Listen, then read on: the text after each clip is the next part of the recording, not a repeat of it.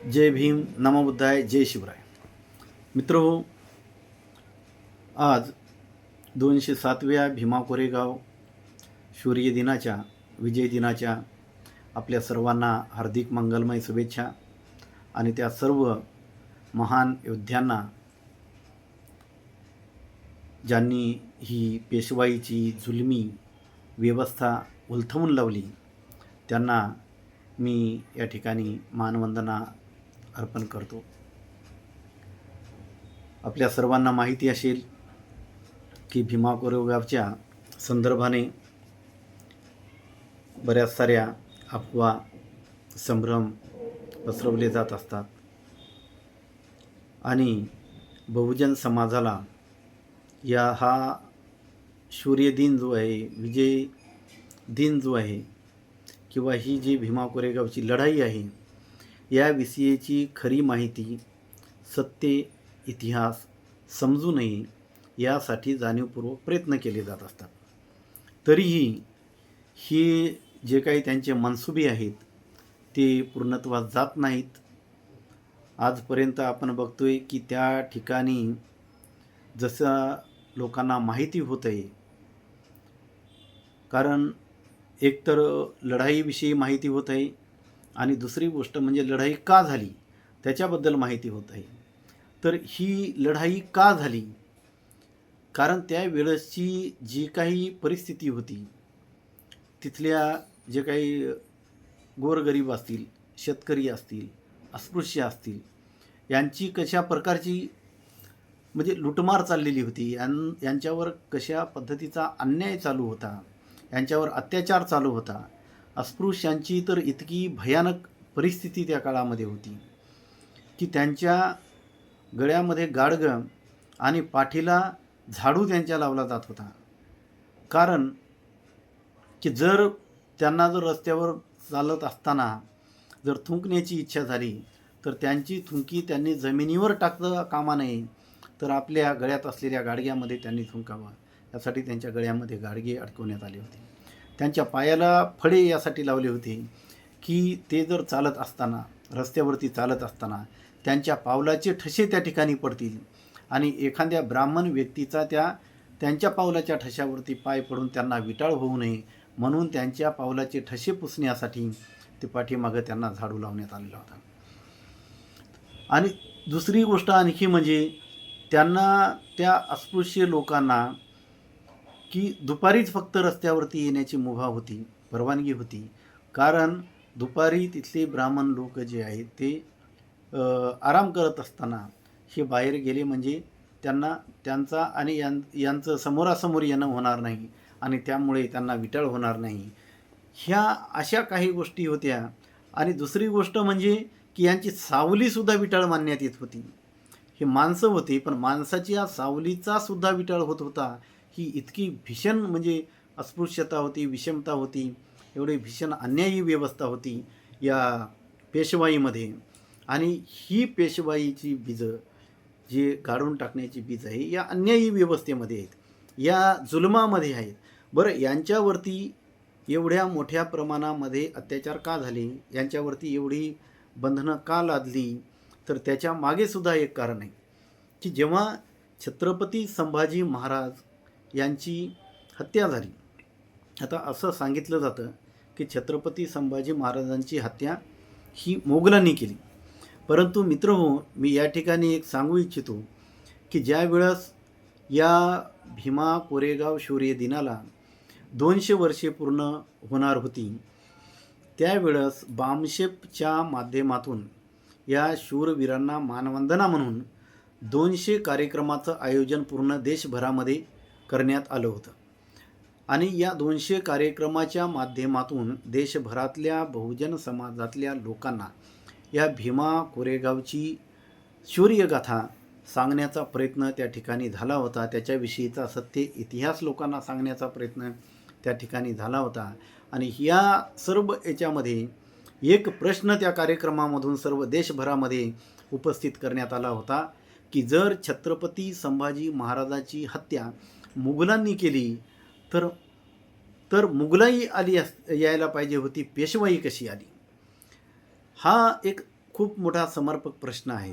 जसं आपण बघतो की आपण कुठलाही जेव्हा इतिहास वाचतो, इतिहासामधल्या लढाया वाचतो आणि ज्या लोकांकडून एखाद्या राजाची हत्या करण्यात आली, त्याचं लढाईमध्ये त्याचा पराजय करण्यात आला, त्याचा पराभव करण्यात आला, त्याला हरवण्यात आलं, त्याला मारण्यात आलं, तर त्याचं जे राज्य आहे ते राज्य ज्यांनी त्याला मारलं त्याच्यामध्ये त्या राज्याचा ते लोक सहभाग करून घेत होते.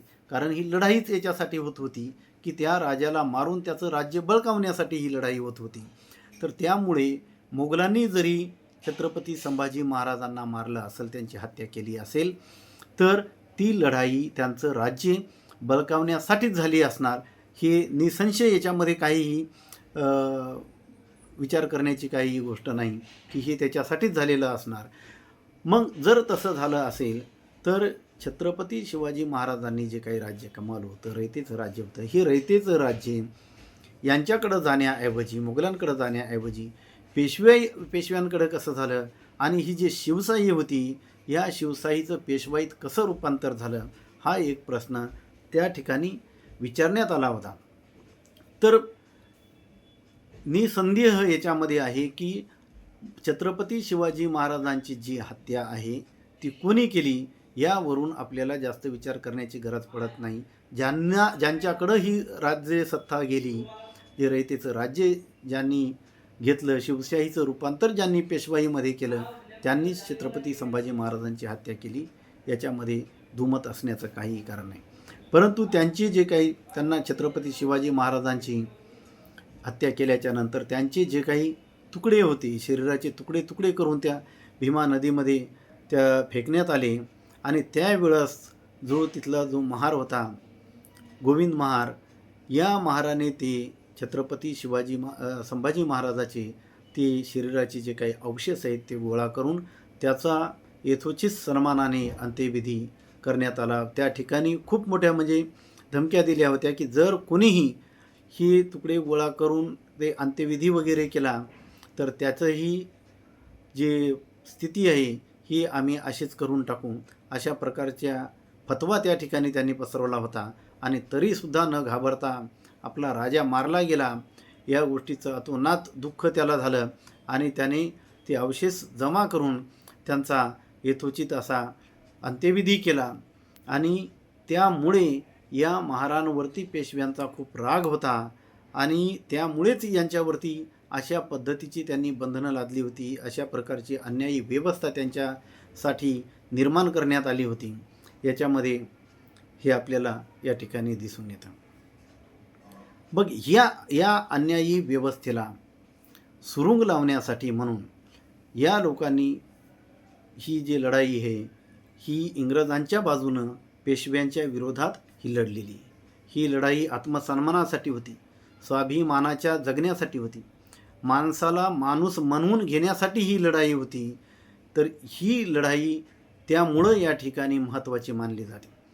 आणखी या लढाईमधून आणखी काय साध्य झालं, तर आणखी एक गोष्ट झाली की छत्रपती शिवाजी महाराजांचे जे काही वंशज होते, प्रतापसिंह महाराज, छत्रपती प्रतापसिंह महाराज, या छत्रपती प्रतापसिंह महाराजांना पेशव्यांनी वासोट्याच्या किल्ल्यावरती बंदिस्त म्हणून कैदेत ठेवलं होतं. त्या छत्रपतींना त्यांनी शिक्षणाचा सुद्धा अधिकार नाकारला होता. तर त्यांनी तो राजा शिकू नये यासाठी तिथं कडक पहारा त्या ठिकाणी देण्यात आलेला होता. आणि कारण हा राजा जर शिकला तर राजा शहाणा होईल आणि शहाणा जर झाला तर आपल्याला जे आहे हे राज्य चालवणं कठीण होऊन जाईल, राजा हे राज्य आपल्याला चालवू देणार नाही, म्हणून तो अडाणी राहिला पाहिजे. ह्या हेतूनं, ह्या उद्देशानं आज या जे SC ST OBC यांना हजारो वर्षे शिक्षणाचा अधिकार याच कारणाने या लोकांनी नाकारलेला आहे. कारण हे शिकले तर हे शहाणे होतील आणि शहाणे जर झाले तर आपल्याकडून थोपवलेली जी काही गुलामी आहे ती गुलामी हे लोक नाकारतील आणि त्यामुळे यांना शिक्षणापासून वंचित ठेवण्याचा त्यांनी हजारो वर्षे प्रयत्न केला. तसा तोच प्रयत्न छत्रपती प्रतापसिंह महाराजांसोबत सुद्धा त्यांनी केलेला होता. तर या लढाईच्या नंतर छत्रपती प्रतापसिंह महाराजांची सुद्धा त्या वासोट्याच्या किल्ल्यावरून त्यांची सुद्धा सुटका झालेली. दुसरी गोष्ट म्हणजे या बहुजन समाजावरती जे काही यांनी वेगवेगळ्या बंदी घातल्या होत्या. जसं शिक्षण बंदी वगैरे, त्या संपत्तीची त्यांच्यावरती बंदी घातली होती. अशा प्रकारच्या अनेक बंदी होत्या. त्या बंदी याच्यामुळं, या लढाईमुळं जेव्हा इंग्रजांची सत्ता इथं आली, त्यामुळं ह्या सगळ्या बंदी उठवण्यात आल्या होत्या. आणि 1 जानेवारी याच दिवशी 1 जानेवारी 1848 या दिवशी महात्मा ज्योतिराव फुले यांनी मुलींची पहिली शाळा पुण्यामध्ये, त्याच पेशवाईच्या जिथं राजधानी होती, त्या पेशव्यांच्या राजधानीमध्येच मुलींची पहिली शाळा त्या ठिकाणी त्यांनी काढली. आणि शूद्रांचा शिक्षणाचा मार्ग मोकळा झाला. आणि त्यामुळे त्यांना येणाऱ्या काळामध्ये आणखी मग छत्रपती शाहू महाराजांनी त्यांच्या कोल्हापूर संस्थानामध्ये त्यांना आणखी शिक्षण वगैरे तर दिलंच, पण त्यांच्यासाठी 50% राखीव जागा त्यांनी त्या ठिकाणी ठेवल्या शासन प्रशासनामध्ये, म्हणजे अधिकार त्यांना मिळाला. आणि नंतर बाबासाहेब आंबेडकरांच्या माध्यमातून संविधानिक अधिकार या लोकांना प्राप्त झालेले आहे. आणि त्यामुळे देशभरातच नाही तर जगभरामध्ये ही भीमा कोरेगावची लढाई बहुजन समाजाच्या इतिहासाच्या दृष्टिकोनातून याकडं महत्त्वाची म्हणून पाहिली जाते. कारण या लढाईमुळं जे समोरचे परिवर्तन आहे ते आलेले आहे. आणि त्यामुळे ही लढाई खूप परिवर्तनीय आहे. आणि इथं त्या ठिकाणी जी काही जुलमी व्यवस्था होती, अन्यायी व्यवस्था होती, ती व्यवस्था नष्ट करण्याचं काम या लढाईतून झालेलं आहे. आज ही पेशवे त्या लढाईमुळे आजही त्यांना दुःख होतं आणि पेशवाई संपल्याचं आजही त्यांना वाईट वाटतं. ही जुलमी व्यवस्था जी होती, अन्यायी व्यवस्था जी होती, ती कुणाचीही असो, ती मान्य केली पाहिजे. आणि अशा प्रकारचं जर आपल्या पूर्वजांनी सुद्धा ज्या गोष्टी केल्या आहेत, त्या एक म्हणजे सदसद विवेकबुद्धी असलेली माणसं ह्या गोष्टी मान्य करतात. पण ब्राह्मण असो की पेशवे, ही लोक ह्या गोष्टी मान्य करत नाहीत. आणि आपल्या पूर्वजांनी ज्या काही चुका केलेल्या आहेत इतिहासामध्ये, माणसाप्रमाणे न वागता त्यांना पशुप्रमाणे वागवण्यात आलेलं आहे. या गोष्टीची खरं तर त्यांचे वंशज म्हणून त्यांना लाज वाटायला पाहिजे. परंतु ते आपल्या पूर्वजांच्या या अशा नीच कृत्याचा टेंभा मिरवत हिंडत असतात. आणि त्यामुळेच या ठिकाणी आपल्याला ही जी काही भीमा कोरेगावची उद्या आपण त्या ठिकाणी जाणार आहोत, तिथून हीच प्रेरणा घेतली पाहिजे की ही जी पेशवाईची पाळंमुळं जी आहेत, ही जी काही जुलमाची पाळंमुळं आहेत, जी काही अन्यायाची पाळंमुळं आहेत, ही खोदून बाहेर काढण्याची प्रेरणा आपल्याला त्या ठिकाणी जाऊन घ्यायची आहे. आज ही जी काही पेशवाई पुन्हा एकदा डोकं वर काढू पाहत आहे, तिचं डोकं त्या ठिकाणीच ठेचायची प्रेरणा तिथून आपण घेतली पाहिजे. आणि हे काम आपण सातत्यानं केलं पाहिजे. जय भीम, नमो बुद्धाय, जय शिवराय.